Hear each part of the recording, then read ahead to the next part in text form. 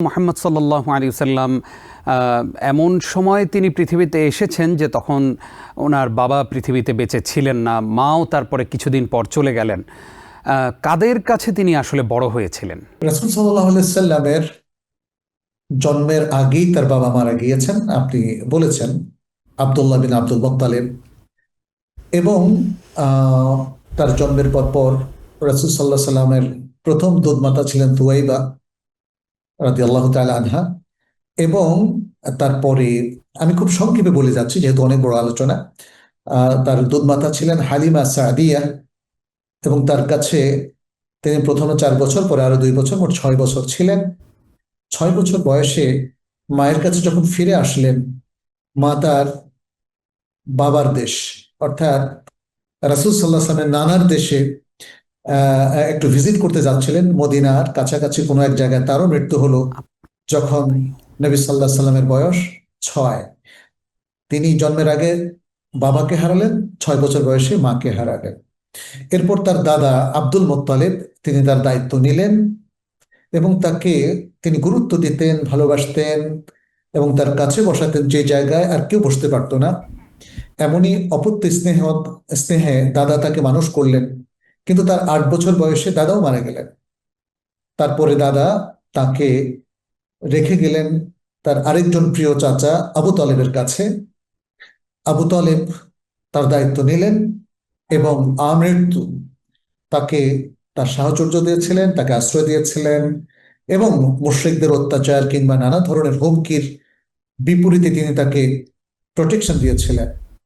আহ এই চাচার সাথে তিনি রেহলাতা সিতাই ও সাইফ, ইয়ামান এবং শাম দেশের তিনি ব্যবসায় ছিলেন, ব্যবসায় যেতেন। এখানে নানা ধরনের ঘটনা, বহায়রা পাদ্রির সাথে সে ঘটনা শাম দেশে। এবং তিনি সে যখন বুঝতে পারলেন ইনি শেষ নবী হবেন, আলামত পেয়েছেন, তখন তিনি চাচাকে তাম্বি করলেন যে আপনি তাকে নিয়ে দ্রুত চলে যান, কারণ তার অনেক শত্রু, অজানা শত্রু রয়েছে, তাকে পেলে হত্যা করবে, কারণ তারা বুঝতে পারবে যে তিনি শেষ নবী। বনী ইসরায়েলের তার প্রতি শত্রুতা রয়েছে, ইহুদিদের তার প্রতি শত্রুতা রয়েছে, আপনি নিয়ে যান। এভাবে নানা ঘটনার মধ্য দিয়ে আমরা দেখি যে আবু তালেব তিনি তিনি নবী সাল্লাল্লাহু আলাইহি ওয়াসাল্লামকে আশ্রয় দিয়েছেন।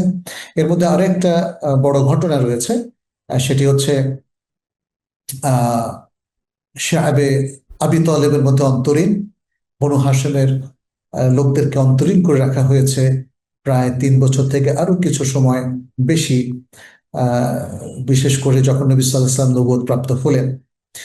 তো এখানে নবী সাল্লাল্লাহু আলাইহি ওয়াসাল্লামের ব্যক্তিগত জীবনেরও কিছু ঘটনা আছে। যখন তার বয়স 25, তখন তিনি খাদিজা বিনতে খুয়াইলিদ রাদিয়াল্লাহু তাআলা আনহার সাথে বিবাহ বন্ধনে আবদ্ধ হন এবং এভাবে ধীরে ধীরে তার একটা সুন্দর জীবন পরিচালিত হতে থাকে সম্ভ্রান্ত লোকদের সাথে, সম্ভ্রান্ত মানুষদের সাথে। তার দাদা ছিলেন সম্ভ্রান্ত মানুষ, মক্কার কুরাইশ বংশের সবচেয়ে প্রভাবশালী মানুষ এবং মক্কার নেতা। তারপরে ছিলেন আবু তালেব, সম্ভ্রান্ত মানুষ, মক্কার নেতা।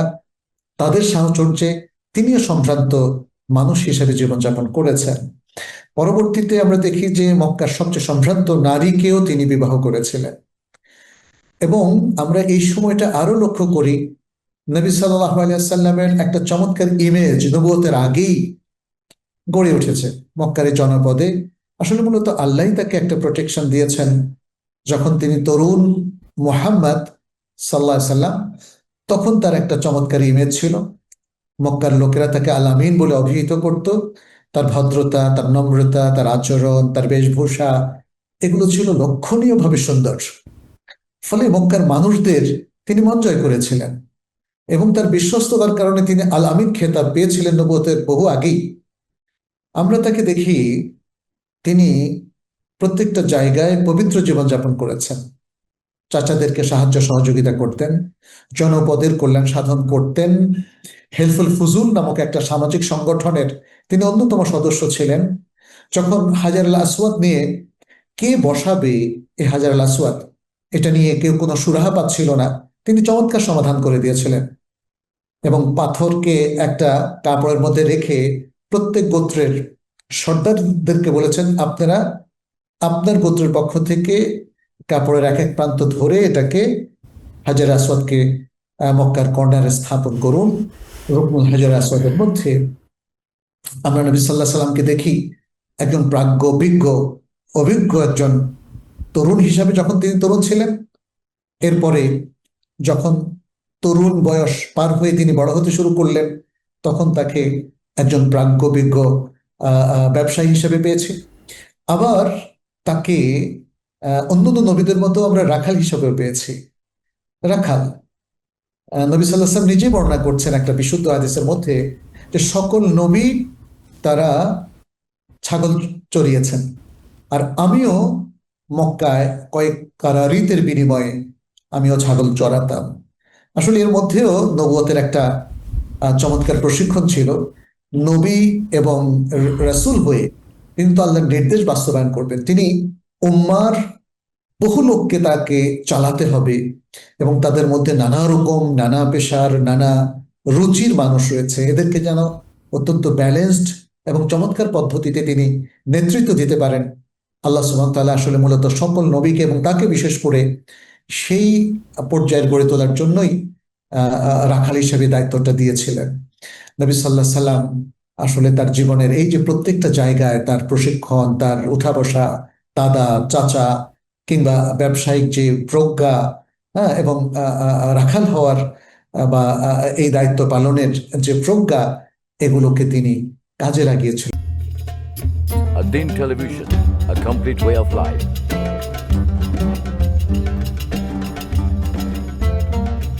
প্রিয় দর্শক, ধন্যবাদ ad-Din-এর সাথে থাকার জন্য। এমন আরো সুন্দর সুন্দর ইসলামিক কন্টেন্ট ও সবশেষ আপডেট পেতে সাবস্ক্রাইব করুন আমাদের ইউটিউব চ্যানেল ad-Din এবং পাশের বেল আইকনটি চাপুন।